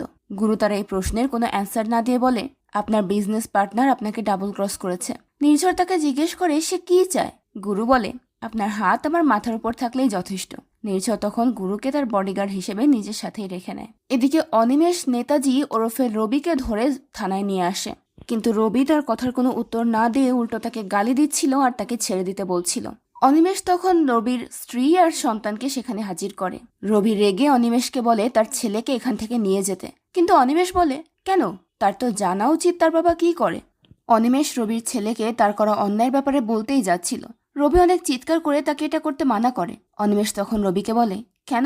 টাকার জন্য যখন বন্দুকের নলের সামনে 8 বছরের বাচ্চাকে শিকার করিস তখন কিছু মনে থাকে না? ওসি গণেশ দেশের ছেলে যখন বাবার মৃতদেহের সামনে দাঁড়িয়ে চোখের পানি ফেলে সেটা কখনো নজরে আসে না? রবির বাচ্চা ছেলেটা এখানে ভয় পাচ্ছিল, তাই অনিমেষ মাধবীকে তাকে আর রবির স্ত্রীকে বাইরে নিয়ে যেতে বলে। তাদের বাইরে যাওয়ার পর অনিমেষ রবিকে বলে, তোর সাথে আর কে কে আছে বল, না হলে তোর বউ বাচ্চার সামনে তোর এমন অবস্থা করব ভাবতেও পারবি না। তখন রবি অনিমেষের কাছে তার ফোনটা চায়। অনিমেষ রবির কাছ থেকে বাজেয়াপ্ত করা সবগুলো ফোন এনে রবির সামনে রাখে। রবি সেখান থেকে একটা ফোন নিয়ে কাউকে মেসেজ করে। কিছুক্ষণের মধ্যে ওই ফোনে কল এলে বিতান ফোনটা লাউডে দিয়ে দেয়। অপর পাশ থেকে কেউ একজন রবিকে বলে, রবি সব ঠিক আছে? রবি তখন তাকে জবাব দিয়ে বলে, হ্যাঁ হ্যাঁ নেতাজি, সব ঠিক আছে। রবির মুখে আবারও নেতাজির নামটা শুনে অনিমেষ অবাক হয়ে বলে, এদের গেমে কয়টা নেতাজি আছে?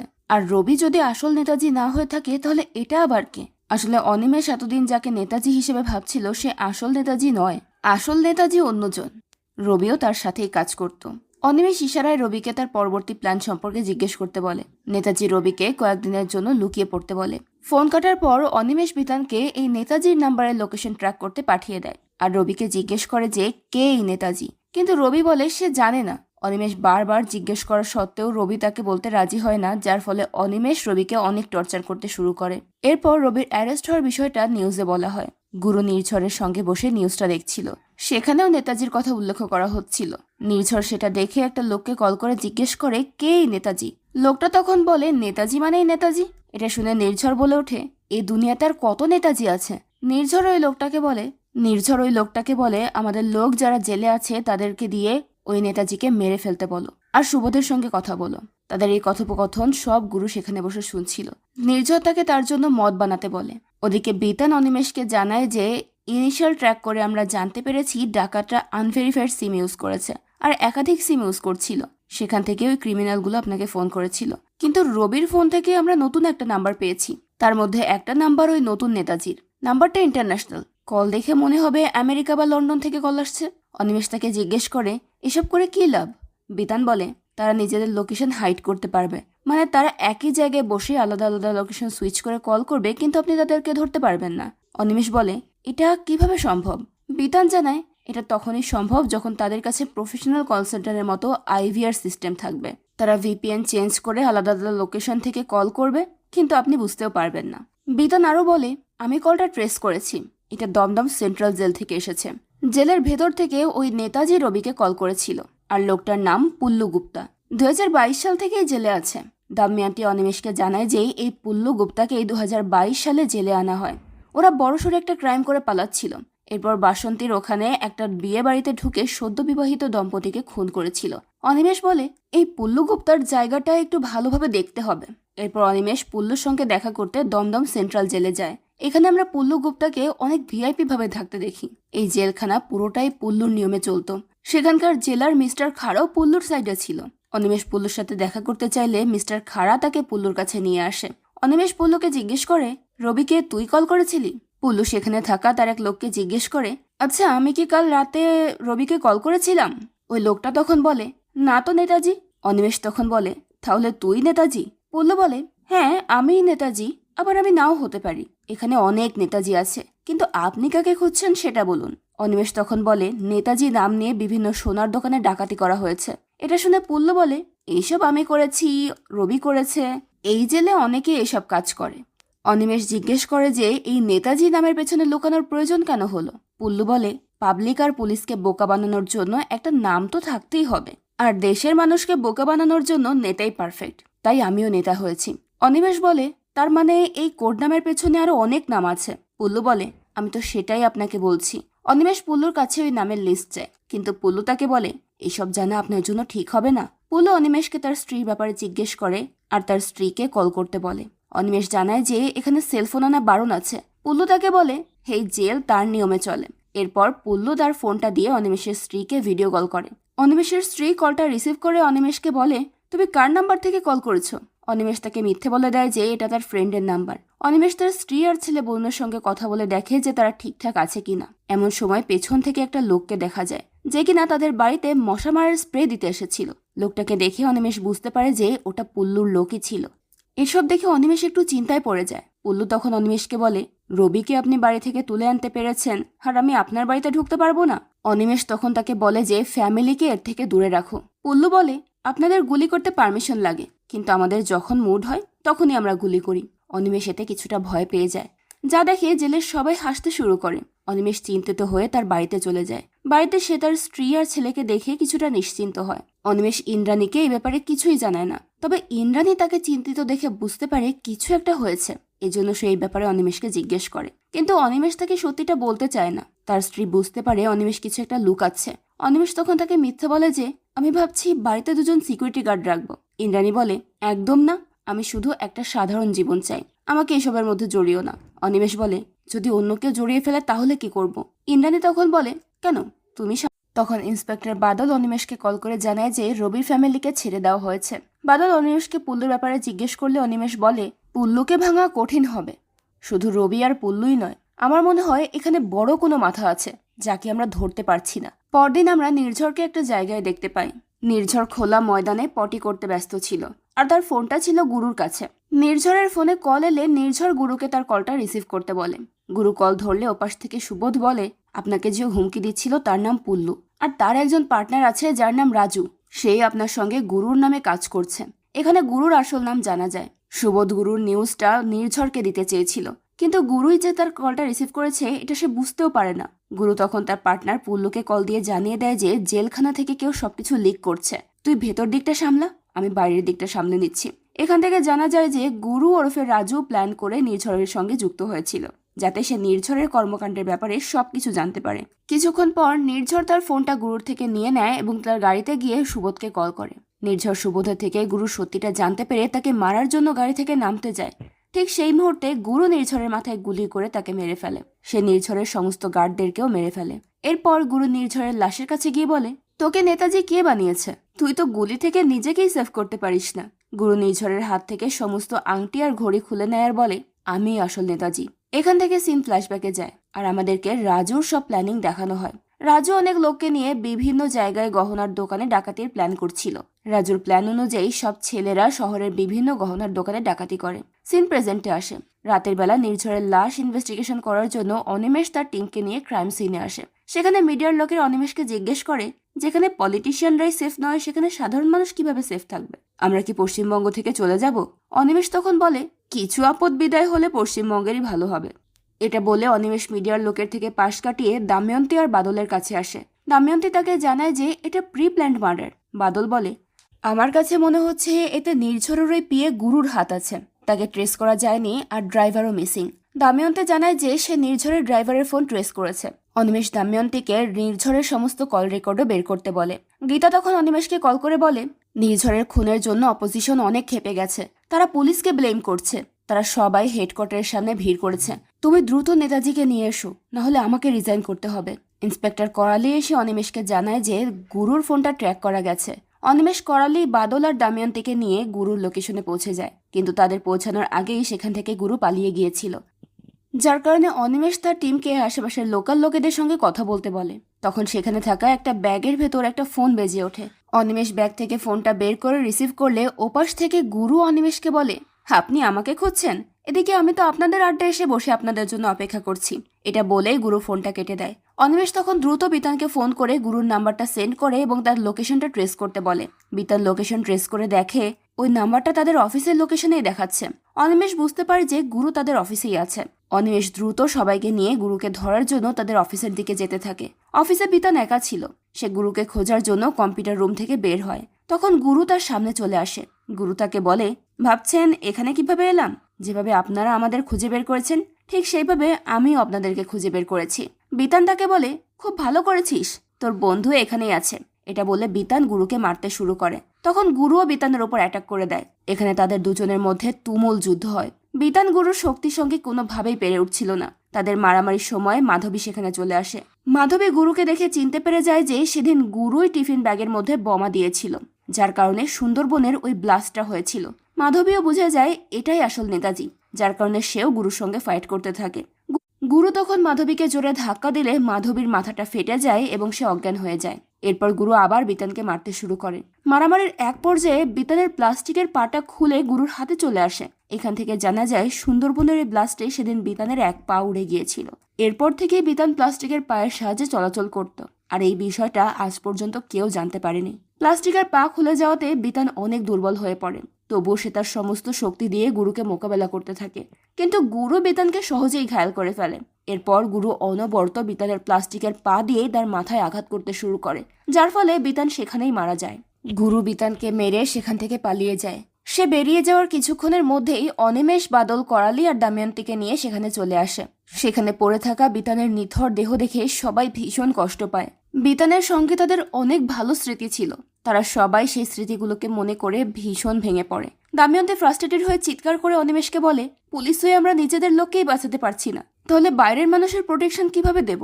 আর কতজন এভাবে মরবে? কিন্তু অনিমেষের কাছে এর কোনো জবাব ছিল না। মাধবী অনিমেষকে বলে দেয় যে সুন্দরবনে গুরুই ওই ব্লাস্টটা করিয়েছিল। বাদল মাধবীকে বলে, সে কেন অনিমেষ স্যারকে মারতে চাইবে? গুরুর সাথে ওই ট্রাফিকিং র্যাকেটের কি সম্পর্ক? অনিমেষ এবার গুরুর সমস্ত কর্মকাণ্ড মেলাতে শুরু করে। অনিমেষ বলে, নির্ঝরের সাথে ট্রাফিকিং র্যাকেটের কানেকশন ছিল। তখন দাময়ন্তী বলে, একদম ঠিক, নারী পাচারের টাকাও নির্ঝরের কাছে আসতো। তাছাড়া নির্ঝরের অনেক বেআইনি ব্যবসাও ছিল। অনিমেষ আরো বলে, আমি সুন্দরবনে ঢুকে পড়াতে ওদের ফুড চেনটা ভেঙে গিয়েছিল। তার মানে গুরুই হচ্ছে সেই 3 নম্বর মাথা। তখন দাময়ন্তী অনিমেষকে বলে, আপনার মনে আছে আমি আপনাকে আমার দাদার কথা বলেছিলাম? সিদ্ধার্থ ঘোষ আমার দাদা, যাকে পুল্লু আর তার 2 সাগরেদ মিলে জেলের বাইরে খুন করেছিল। গীতা ম্যাম শুরু থেকেই সবটা জানতেন। আমি আমার দাদার খুনের বদলা নিতে চেয়েছিলাম, যার কারণে আমি সমস্ত আপডেট গীতা ম্যামকে দিচ্ছিলাম। আসলে এতক্ষণ ধরে দাময়ন্তী যাকে আপডেটগুলো দিচ্ছিল সেটা অন্য কেউ নয়, বরং গীতা ছিল। তো পুল্লুকে অ্যারেস্ট করা হলেও তার 2 সাগরেদ বাইরেই ছিল। অনিমেষ সবকিছু শুনে বলে, একজন তো রবি, তাহলে আর একজনকে? দাময়ন্তী বলে, হয়তো গুরুই সেই 3 নম্বর অপরাধী যাকে আমি এতদিন ধরে খুঁজছি। বাদল অনিমেষকে বলে, গুরুর ফোনটা অফ, পার্সোনাল সিমে কোনো রেকর্ড নেই, তাকে ট্র্যাক করাও সম্ভব হচ্ছে না। অনিমেষ বলে, তাকে ধরার জন্য পুল্লুকে তুলে আনতে হবে। গণেশ আর বিতানের রক্তের প্রতিটা ফোঁটার দাম তাদেরকে দিতে হবেই। বাংলায় বসে হারামের ভাত খাওয়ার দিন শেষ, এবার ওরা বেঙ্গল পুলিশের লাথি খাবে। গীতাও অনিমেষকে এতে পারমিশন দিয়ে দেয়। পরদিনই অনিমেষ পুল্লুকে তুলে আনার জন্য জেলখানায় যায়। অনিমেষ পুল্লুকে জেলের বাইরে এনে দিতে বললে জেলার মিস্টার খাড়া তাকে জানায় যে এর পারমিশন নেই। অনিমেষ বলে, পারমিশন নেওয়ারও সময় নেই, আমার হাতে এখনো আমার খুন হওয়া 2 কলিগের রক্ত লেগে আছে। খাড়া বলে, আইনকে আইনের পথেই চলতে হয়। আইনের কথা শুনে অনিমেষ বলে, তাই নাকি? জেলের ভেতর আসামিদেরকে এক্সট্রা ফ্যাসিলিটি দেওয়ার বিষয়টা কি আইন মেনে নেয়? ইন্সপেক্টর বিতান বোস তার মাকে বাড়ি রেখে ডিউটিতে এসে শহীদ হয়েছে। ইন্সপেক্টর গণেশ দাস তার একটা মাত্র ছেলেকে বাড়িতে রেখে ডাকাতদের সঙ্গে লড়াই করতে গিয়ে শহীদ হয়েছে। আরো শুনবেন? ডাকাতির চক্করে একটা 8 বছরের ছেলে বন্দুকের গুলিতে প্রাণ হারায়। এক নবদম্পতিকে তারা খুন করেছে এবং একটা মেয়েকে ধর্ষণও করেছে। তারপরও আপনি এদেরকেই প্রোটেকশন দিচ্ছেন? খাড়া এসব শোনার পর একটু লজ্জায় পড়ে যায় আর অনিমেষকে বলে, আপনি তো মাঝে মাঝে আইন ভেঙে থাকেন, আমিও তাই করি, আজও সেটাই করব। আজ রাতে আপনি চলে আসবেন, আমি আপনার জন্য এক্সট্রা ফ্যাসিলিটির একটু ব্যবস্থা করে রাখবো। অনিমেষ তাতে রাজি হয়ে যায়। রাতের বেলা খেলা প্ল্যান অনুযায়ী পুল্লুর জন্য একটা পার্টি অর্গানাইজ করে। পুল্লু একদিকে তার রুমের বাইরে সব কয়েদিদেরকে নিয়ে সেই পার্টিতে নাচ গানে ব্যস্ত ছিল, অন্যদিকে অনিমেষ তার টিমকে নিয়ে ছদ্মবেশে পুল্লুর রুমে গিয়ে পুল্লুর সমস্ত ফোন ব্যাগে ভরে নেয়। কিছুক্ষণ পর পুল্লু তার রুমে এলে অনিমেষ তার সামনে এসে দাঁড়ায়। অনিমেষকে দেখে পুল্লু সেখান থেকে পালাতে শুরু করে। তখন বাদল আর দময়ন্তী তাকে ধরে ফেলে। তারা সবাই মিলে পুল্লুকে নিয়ে গাড়িতে তোলে। আর তখনই সেখানে পরিতোষ নামের সেই লোকটা আকাশে একটু গুলি ছুড়ে সবার দৃষ্টি আকর্ষণ করে বলে, হয়তো আমাকে কারো মনে নেই, আমি তো ছিলাম এই জেলেতেই। অনিমেষ তাকে বলে, জেলের ভেতর বন্দুক? পরিতোষ বলে, এই জেলটা তো আমারই, তাই আমি যা ইচ্ছে তাই করব। পরিতোষ তখন পুল্লুকে গাড়ি থেকে নামাতে বলে, কিন্তু করালি তাকে নামায় না। পরিতোষ অনিমেষকে বলে, আমাদের অনেক গভীর বন্ধুত্ব, বারবার তাকে বাঁচাতে হয়। আমি তো ওকে তোমাকে মারতে পাঠিয়েছিলাম, কিন্তু সে ফেল হয়ে গেল। অনিমেষ এটা শুনে বলে, আচ্ছা, তাহলে এটা তোর প্ল্যান ছিল? এর মানে এইসব অনেক আগের ছক। পরিতোষ বলে, সবকিছু বলবো, আগে ব্যাগগুলো নামান। অনিমেষ তখন তার ব্যাগগুলো সেখানে রেখে দেয় আর জিজ্ঞেস করে তাদের প্ল্যান কি ছিল। পরিতোষ তখন সব গল্প বলতে শুরু করে। পরিতোষ নির্ঝরের সঙ্গে মিলে সুন্দরবনে মেয়েদেরকে পাচার করত, কিন্তু সেখানে অনিমেষ চলে এসেছিল, যার ফলে তাদের বিজনেসে অনেক অসুবিধা হচ্ছিল। এজন্য নির্ঝর অনিমেষকে সরিয়ে দিতে চেয়েছিল। এসব শোনার পর অনিমেষ বলে, তাহলে আমাকে মেরে ফেলার প্ল্যান নির্ঝরে ছিল? পরিতোষ বলে, নির্ঝরের এত বুদ্ধি নেই, এসব আমিই করিয়েছি। আমি কাজ করব আর নাম হবে না, এটা কখনো হয়? ইয়াসিন আমাকে 3টা ছেলে জোগাড় করে দিয়েছিল, পুল্লু, রাজু আর রবি। তারা এই ব্লাস্টগুলো করিয়েছিল। ব্লাস্ট করিয়ে ফিরে যাওয়ার সময় তারা একটা বিয়ে বাড়িতে ঢোকে, আর সেখানে তারা নবদম্পতিকে খুন করে সেখান থেকে গহনাও লুট করেছিল। এরপর পরিতোষ অনিমেষকে মারার জন্য বন্দুক তাক করে। ঠিক তখনই খাড়া এসে পরিতোষের হাতে গুলি করে দেয়। এতে পরিতোষ অনেক অবাক হয়, কারণ খাড়া তো তাদের দলের লোক ছিল। খাড়া অনিমেষকে বলে, আপনি এদেরকে তুলে নিয়ে যান। এরা আইনের সমস্ত আটঘাট জেনে তারপর ক্রাইম করে, ধরা পড়লেও এরা ছাড়া পেয়ে যায়। এরা বেঁচে থাকলে সমাজেরই ক্ষতি হবে। বাইরেটা আপনি রেখে নিন, ভেতরটা আমি সামলে নেব। পরিতোষ তখন তার লোকদেরকে নিয়ে অনিমেষের টিমের উপর অ্যাটাক করতে যায়, কিন্তু অনিমেষ আর তার টিম পরিতোষের লোকেদেরকে মারতে শুরু করে। এখানে তাদের মধ্যে তুমুল ফাইট হয়। পরিতোষ আর পুল্লু যখন বুঝতে পারে তারা এদের সঙ্গে পারবে না, তখন তারা দুজন সেখান থেকে পালানোর জন্য বাউন্ডারির কাছে যায়। তারা দেওয়ালে উঠে পালানোর চেষ্টা করছিল, কিন্তু ব্যর্থ হয়ে যায়। অনিমেষ আর তার টিম পুল্লু আর পরিতোষকে ঘিরে ফেলে। অনিমেষ পরিতোষকে বলে, তোদের বাড়ির পাশ বালিশ নয় যে সহজেই টপকে যাবি। পুল্লু অনিমেষকে হুমকি দিয়ে বলে, তুই ভালো করছিস না, এই খেলা এখানে শেষ হবে না। রবি আর রাজু কিন্তু বাইরে ঘুরছে, বড় ঝড় আসতে চলেছে। পরিতোষ কনফিডেন্সের সঙ্গে অনিমেষকে বলে, খেলা এখনো বাকি আছে। অনিমেষ বলে, তোদের বসকে এবার সামনে আসতে বল, আমি রেডি আছি, এবার খেলা হবে মাঠে। এরপর অনিমেষ তাদেরকে অ্যারেস্ট। পরদিন সকালে অনিমেষ তার কোয়ার্টারে ঘুমোচ্ছিল। তখন তার ছেলে বরুণ তাকে কল করে, কিন্তু সে কলটা রিসিভ করতে পারে না, যার কারণে অনিমেষ তার স্ত্রীকে কল করে জিজ্ঞেস করে যে বরুণ তাকে কেন কল করেছিল। ইন্দ্রাণী তাকে বলে, বরুণের আজ কুইজ কম্পিটিশন আছে, তাই তোমাকে কল করেছিল, তুমি তাকে কল করে উইশ করে দিও। এরপর অনিমেষ তার অফিসে চলে যায়। অনিমেষ বিতানের কেবিনে যায়। অনিমেষ বিতানকে খুব মিস করছিল। ওই ব্লাস্টে পা হারানোর পর বিতান ভেবেছিল সে আর কখনোই পুলিশ ডিপার্টমেন্টে কাজ করতে পারবে না, কিন্তু অনিমেষ তাকে তাদের নতুন মিশনে সামিল করেছিল, যার ফলে সে অনেক খুশি ছিল। বিতান অনিমেষের সঙ্গে মিশনে না গিয়ে পুলিশের সাইবার সাইটেই কাজ করছিল, যাতে কারো কোনো অসুবিধা না হয়। এসব ভেবে অনিমেষ অনেক ইমোশনাল হয়ে যায়। তখন বরুণ তার কুইজ কম্পিটিশনের শুটিং সেট থেকে অনিমেষকে কল করে বলে, তুমি আমাকে উইশও করলে না। অনিমেষ তখন বরুণকে বেস্ট অফ লাক জানিয়ে দেয়। বরুণ এতে অনেক খুশি হয়। কিছুক্ষণ পর বরুণের কুইজের শুটিং শুরু হয়। সেই সেটে 12 জন বাচ্চা সহ অনেক অডিয়েন্স আর ক্যামেরাম্যান ছিল। ওই লোকেদের সঙ্গে সেখানে রবি আর গুরু ওরফে রাজুও ছিল। রাজু আর রবি ভেতরে ঢুকেই ওপর দিকে অনেকগুলো ফাঁকা গুলি চালাতে শুরু করে, যার ফলে শুটিং সেখানেই স্টপ হয়ে যায়। গুলির আওয়াজে ভয় পেয়ে বাইরে থাকা সব গার্ড পালিয়ে যায়। এরপর রবি আর রাজু ভেতরের সবাইকে হোস্টেস বানিয়ে নেয়, যার ফলে কেউ সেখান থেকে বের হতে পারে না। রাজু সেখানকার সব সিকিউরিটি ক্যামেরায় গুলি করে নষ্ট করে ফেলে, যার ফলে ভেতরে কোনো খবর কেউ জানতে পারে না। রাজু ডিরেক্টরের থেকে মাইক নিয়ে স্টেজে উঠে রবিকে বলে, আমার দিকে ক্যামেরা ধর। রবি তখন রাজুর লাইভ ভিডিও বানাতে শুরু করে। রাজু মাইকে বলে, আমি আপনাদের সবার নেতাজি। কিছুদিন ধরে বাংলায় অনেক আতঙ্ক তৈরি হয়েছে, এর জন্য আমিই দায়ী। এখন এই বারুইপুরের টেলি একাডেমি স্টুডিওতে আমরা বাচ্চা বুড়ো সবাইকে হস্টেস বানিয়েছি। রবি চারপাশের সিন লাইভ ভিডিওতে দেখায়। এই ভিডিওটা বহু মানুষ দেখছিল। গীতা অনিমেষকে কল করে সোশ্যাল মিডিয়া চেক করতে বলে। অনিমেষ তখন সোশ্যাল মিডিয়া চেক করলে রাজু সেই লাইভ ভিডিওটা দেখতে পায়, যেখানে রাজু বলে, আমাদের কিছু ডিমান্ড আছে। প্রথমত, স্পেশাল অফিসার অনিমেষ দত্ত, তুমি যেখানেই থাকো আমাদের এখানে চলে এসো, না হলে এখানে সবাই মারা যাবে। রাজুকে দেখে অনিমেষের শরীরে প্রতিশোধের আগুন জ্বলে ওঠে। সে রাজুকে ধরার জন্য তার পুরো টিমকে নিয়ে স্টুডিওতে চলে যায়। অনিমেষের সাথে গীতাও এসেছিল। সেখানকার ম্যানেজারকে অনিমেষ জিজ্ঞেস করে যে ভেতরে কয়জন আছে। ম্যানেজার অনিমেষকে জানায় যে ভেতরে 12 জন বাচ্চা, ক্যামেরাম্যান, অডিয়েন্স মিলে মোট 120 জনের মতো আছে। অনিমেষ ভেতরে সিসিটিভি ক্যামেরার ব্যাপারে জিজ্ঞেস করলে ম্যানেজার জানায় যে রবি আর রাজু সিসিটিভি ক্যামেরা নষ্ট করে দিয়েছে, যার ফলে ভেতরে কি হচ্ছে সেটা কেউই জানে না। সব শোনার পর অনিমেষ মাইকের মাধ্যমে বাইরে থেকে রাজু আর রবিকে বলে, সবাইকে ছেড়ে দে, আমি চলে এসেছি। গীতা অনিমেষকে সাবধান করে বলে, আমার মনে হচ্ছে ওদের অন্য কোনো প্ল্যান আছে, তাই খুব সাবধান। অনিমেষ বলে, যেভাবে লাইভটা ছড়াচ্ছে কিছুক্ষণের মধ্যে এখানে মিডিয়া আর গার্জিয়ানদের ভিড় হবে। অনিমেষ করলিকে এই পুরো এরিয়াটা কর্ডন করতে বলে, যাতে এখানে কেউ বেরোতে বা ঢুকতে না পারে। সেই সাথে সে এখানে একটা টেন্টও লাগাতে বলে। করালি অনিমেষের কথা মতো ওই পুরো এরিয়াটা আর্মি দিয়ে ঘেরাও করে দেয়। অনিমেষ মাধবীকে বলে, কিছুক্ষণের মধ্যে এখানে গার্জিয়ানরা চলে আসবে, তাদের অ্যাটেনশন প্রয়োজন। দেখতে দেখতে বাচ্চাদের গার্জিয়ানরাও সেখানে চলে আসে।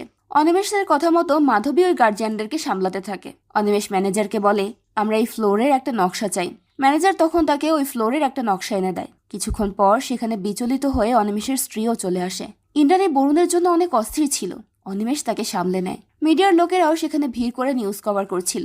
অনিমেষ তার টিমকে নিয়ে ব্যাক সাইডের একটা রুমে গিয়ে ওই ফ্লোরের নকশাটা দেখতে থাকে। তখনই বাইরে একজন কনস্টেবল গীতাকে ওয়াকিটকির মাধ্যমে জানায় যে বাইরে একটা মুভমেন্ট হচ্ছে। বাদল তখন ল্যাপটপে বাইরের সিসিটিভি ক্যামেরার চেক করলে একটা লোককে বাইরে সাউন্ড বক্স রেখে যেতে দেখে।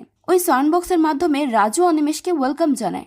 অনিমেষ, গীতা, বাদল আর দময়ন্তী তখন বাইরে বেরিয়ে আসে। অনিমেষ তার মাইকের মাধ্যমে রাজুকে বলে, আমি এসে গেছি, সবাইকে ছেড়ে দে। রাজু তখন অনিমেষকে বলে পুল্লু আর পরিতোষকে আগে ছেড়ে দিতে, কিন্তু অনিমেষ তাতে রাজি হয় না, যার কারণে রাজু সামনে থেকে দুজন অডিয়েন্সে থাকা লোককে টেনে এনে তাদেরকে গুলি করে মেরে ফেলে। এরপর রাজু অনিমেষকে বলে, অকারণে ঝামেলা করো না ইন্সপেক্টর, আজ আমরা দীপাবলির মুডে আছি। রাজুর দুজন লোক ওই দুটো লাশকে বাইরে রেখে আসে। এটা দেখে অনিমেষ অনেক আপসেট হয়ে যায়। গীতা ওই দুটো বডিকে হসপিটালে পাঠিয়ে দেয়।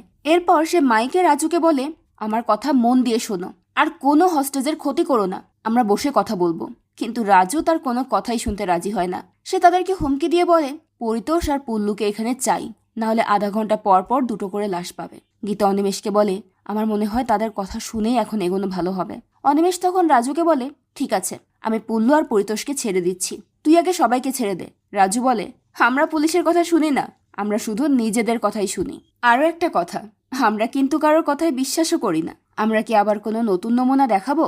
এটা শুনে অনিমেষ বলে, ঠিক আছে, তুই তোর নমুনা দেখা তাহলে, আমিও পুল্লু আর পরিতোষকে মেরে ফেলছি। রাজু তখন অনিমেষকে জিজ্ঞেস করে সে কতজনকে ফেরত চায়। অনিমেষ তখন সব বাচ্চা আর বয়স্কদেরকে ছেড়ে দিতে বলে। রাজু 10 জনকে ছাড়তে চায়, কিন্তু অনিমেষ 12 জন বাচ্চা আর বয়স্কদেরকে ছাড়তে বলে। গীতা তখন অনিমেষকে বলে, ভুলে যেও না বরুণও ভেতরে আছে, কিছু হলে প্রেশার অনেক বাড়বে। রাজু এদিকে অনিমেষের ছেলে বরুণকে টর্চার করতে থাকে, আর রবি তার ভিডিও বানাতে থাকে। বরুণ তাদের সামনেই তার বাবাকে উদ্দেশ্য করে বলে, তুমি এদের কাউকে ছাড়বে না। রাজু তখন বরুণকে একটা চড় মারে। এই ভিডিও তারা অনিমেষকে লাইভে দেখাচ্ছিল। নিজের ছেলেকে এভাবে নির্যাতিত হতে দেখে ইন্দ্রাণী কান্নায় ভেঙে পড়ে। এরপর রাজু তার ওয়াকিটকের মাধ্যমে আবারও অনিমেষের সঙ্গে কন্ট্যাক্ট করে। অনিমেষ আবার তাকে বাচ্চাদেরকে ছেড়ে দিতে বলে। ইন্দ্রাণী তখন তাকে বলে, এজন্যই আমি তোমাকে বলেছিলাম পুলিশে জয়েন করো না, তুমি আমার কোনো কথা শোনোনি, আমি আমার বরুণকে ফেরত চাই। অনিমেষ তাকে বুঝিয়ে বলে যে ভেতরে বরুণ ছাড়াও আরো 11টা বাচ্চা আছে, সাথে অনেক মানুষ বন্দী আছে, সবার ফ্যামিলি আমার মুখের দিকে তাকিয়ে আছে এখন। গীতা অনিমেষকে বলে, তারা যা খুশি করতে পারে, 2 জন সিভিলিয়ান অলরেডি মারা গেছে, আমরা এখন আর কারো লাশ অ্যাফোর্ড করতে পারবো না। অনিমেষ তখন রাজুকে বলে, আমি পুল্লু আর পরিতোষকে ছাড়ছি, তুই বয়স্কদেরকে ছেড়ে দে। বাইরে সবার ফ্যামিলি অনেক চেঁচামেচি করছিল। মাধবী তাদের দায়িত্বে ছিল। একজন ছেলে মাধবীর হাতে একটা ইনহেলার দিয়ে তাকে রিকোয়েস্ট করে বলে যে তার বাবা ভেতরে আছে, তার শ্বাসকষ্টের সমস্যা আছে, তাই মাধবী যেন তাকেও ইনহেলারটা পৌঁছে দেয়। এসব শুনে একজন গার্ডিয়ান ওই ছেলেটাকে বলে, এদের সন্তানেরা যদি ভেতরে বন্দি থাকতো তাহলে এরা বুঝতে পারতো কেমন লাগে। তখন অনিমেষ সেখানে এসে বলে, আমার ছেলেও ভেতরেই বন্দি আছে, তারা অলরেডি কথা দিয়েছে কিছু বয়স্ক লোককে তারা বাইরে বের করবে, আমি কথা দিচ্ছি বাকিদেরকেও সেফলি রেস্কিউ করে আনবো, আপনারা ততক্ষণ একটু শান্ত থাকুন। এটা শুনে সব গার্জিয়ানরা কিছুটা শান্ত হয়। এরপর দেখতে দেখতে রাত হয়ে যায়। পশ্চিমবঙ্গ পুলিশ পরিতোষ আর পুল্লুকে সেখানে নিয়ে আসে। পুল্লু আর পরিতোষ ভেতরে গেলে রাজুও তার কথা মতো বয়স্কদেরকে ছেড়ে দেয়। পুল্লু আর পরিতোষের পোশাকে বাদল দুটো গোপন ক্যামেরা লাগিয়ে দিয়েছিল, যার ফলে তারা ভেতরে ঢুকলেই ওই ক্যামেরার মাধ্যমে অনিমেষ ভেতরে কি হচ্ছে তা সব দেখতে পায়। রাজু আবার অনিমেষের সঙ্গে কন্ট্যাক্ট করে বলে, আমরা এবার একটা হেলিকপ্টার চাই, হেলিকপ্টারে করে আমরা বেঙ্গলের বাইরে বেরিয়ে যাব, কোনো পুলিশ আমাদের পেছনে আসবে না, যদি পুলিশ আসে তাহলে আমি সবাইকে মেরে ফেলবো, আর সবার আগে মারবো তোমার ছেলেকে। অনিমেষের জন্য রাজুর কাছে 2 ঘন্টা সময় চায়। রাজুও এতে রাজি হয়ে যায়। এরপর রাজু বরুণের শরীরে একটা বোমাওয়ালা জ্যাকেট পরিয়ে দেয়, সেটাও সে অনিমেষকে ভিডিও করে দেখায়। তখন দময়ন্তী অনিমেষকে বলে, আমি আর বাদল এসির ভেন্ট দিয়ে স্টুডিওর ভেতর ঢুকে যাব, সেখান দিয়ে আমরা বাচ্চাদেরকে বের করে আনতে পারবো। তার আগে রাজুকে ডিস্ট্রাক্ট করতে হবে। তখন অনিমেষ রাজুকে ডিস্ট্রাক্ট করার জন্য তাকে বলে, লড়াইটা তো তোর আর আমার, তুই সামনাসামনি আয় না। যদি তুই জিতিস তাহলে হেঁটে বাংলা ছেড়ে বেরিয়ে যাবি, কেউ তোকে আটকাবে না, কিন্তু নিরীহ মানুষদেরকে ছেড়ে দে। রাজু বলে, ঠিক আছে, তোর এই ডিমান্ডটা পূরণ করে দিচ্ছি, তুই আমাদের সাথে ভেতরে থাকবি। এটা শুনে পরিতোষ রেগে রাজুকে বলে, তুই কেন অনিমেষকে ভেতরে ঢোকাচ্ছিস? রাজু তাকে বলে, অনিমেষ ভেতরে এলে আমি নিজের হাতে ওকে মারবো। এরপর অনিমেষ ভেতরে চলে যায়। আর এদিকে দময়ন্তী আর বাদল এসির ভেন্টের ভেতর দিয়ে স্টুডিওর ভেতরে যেতে থাকে। অনিমেষকে দেখেই পরিতোষ রেগে গিয়ে তাকে গুলি করতে যায়, কিন্তু রাজু তাকে বাধা দেয়। পরিতোষ রাজুকে বলে, এর জন্যই আমার ব্রিটিনি আমাকে ছেড়ে চলে গেছে, ও আমার জীবন নষ্ট করে দিয়েছে। পরিতোষ অনিমেষকে মারতে চাইলে রাজু পরিতোষকে বলে, তুই বেশি বাড়াবাড়ি করলে কিন্তু আমি তোকেই মেরে ফেলবো। পরিতোষ এতে রেগে গিয়ে বলে, আমাকে মেজাজ দেখাচ্ছিস? আমি তোদের সবাইকে এখানে এনেছি। এসব শুনে পুল্লু রেগে গিয়ে বলে, পরিশ্রম করেছি আমরা, গুলি খেয়েছি আমরা, আর ক্রেডিট নিচ্ছিস তুই? এটা নিয়ে তাদের মধ্যে কথা কাটাকাটি শুরু হয়ে যায়, যার ফলে পুল্লু রেগে গিয়ে পরিতোষকে সেখানেই গুলি করে মেরে ফেলেন। অনিমেষ রাজুকে জিজ্ঞেস করে, নির্ঝরকে তোরা মেরে ফেললি কেন? রাজু বলে, সে জানতে পেরে গিয়েছিল যে আমরাই নেতাজি, সে বেঁচে থাকলে আমাদের কোনো লাভ হতো না, তাই তাকে মেরে ফেলেছি। অনিমেষ তাকে জিজ্ঞেস করে, এত স্টেট থাকতে বেঙ্গল কেন? রাজু বলে, ক্রাইম তো অনেক স্টেটেই করেছি, কিন্তু বেঙ্গলের মতো স্টেট আর নেই। এখানে কিছু টাকা দিলেই সবাই হ্যাপি থাকে। মহারাষ্ট্রে বাজিরাও সিংঘম, ইউপিতে চুলবুল পান্ডে, বিহারে অমিত কুমার আছে, কিন্তু বেঙ্গলে তাদের মতো অফিসারই আমি দেখিনি। এজন্যই বেঙ্গলকে টার্গেট করেছি। অনিমেষের টার্গেট ছিল রাজুকে ডিস্ট্রাক্ট করা, এজন্য অনিমেষ রাজুর স্নাইপার কেড়ে নিয়ে সেখানে চারিদিকে গুলি চালাতে শুরু করে, যার ফলে রাজু ডিস্ট্রাক্ট হয়ে যায়। সেই সুযোগে দময়ন্তী এসির ভেন্ট দিয়ে চুপি চুপি বাচ্চাদেরকে বের করতে থাকে, আর বাদল সেখানকার গার্ডদেরকে মারতে শুরু করে। অনিমেষ তখন রাজুকে মারতে মারতে বলে, বাংলাতেও আছে Animesh Dutta special crime branch. সব বাচ্চারা তাদের ফ্যামিলির কাছে ফিরে গিয়েছিল, শুধু বাকি ছিল বরুণ। দময়ন্তী তাকে বের করতেই যাচ্ছিল, তখনই পুল্লু সেখানে চলে আসে। এরপর সেখানে পুল্লু আর দময়ন্তীর ফাইট শুরু হয়। দময়ন্তী ফাইটের মাঝে একটা পর্যায়ে পুল্লুর গলা চেপে ধরে বলে, তুই আমার ভাই সিদ্ধার্থ ঘোষকে মেরেছিলি, মনে আছে? এটা বলে দময়ন্তী পুল্লুকে একটা ধাক্কা দেয় এবং সেখানে পড়ে থাকা পুল্লুর স্নাইপারটা তুলে নেয়। তাকে গুলি করে মেরে ফেলে দময়ন্তী নিজের ভাইয়ের খুনের বদলা নেয়। এদিকে বাদল রবির সঙ্গে ফাইট করছিল, আর অন্যদিকে অনিমেষ রাজুর সঙ্গে ফাইট করছিল। মারামারির মাঝে সেখানে ইলেকট্রিসিটি চলে যায়। রাজু তখন অনিমেষের কাছ থেকে নিজেকে ছাড়িয়ে বরুণকে গান পয়েন্টে নিয়ে অনিমেষের সামনে আসে। এদিকে রবি আর তাদেরই একজন লোক বাদল আর দময়ন্তীকে গান পয়েন্টে নিয়ে অনিমেষের সামনে চলে আসে। সেই সাথে রাজুর বাকি লোকেরা অনিমেষকেও চারিদিক থেকে ঘিরে ফেলে। রাজু তখন অনিমেষকে বলে, পরের 5 মিনিটের মধ্যেই বেঙ্গল পুলিশের গল্প এখানেই শেষ হয়ে যাবে, একটা বম ফাটতে চলেছে। ঠিক সেই মুহূর্তে বারুইপুরের এসপি সুভাষিনী এসে বলে, গল্প এখানে শেষ নয়, এটা তো কেবল শুরু। সুভাষিনী ভেতরে এসেই রাজুর লোকেদের সঙ্গে ফাইট করতে শুরু করে।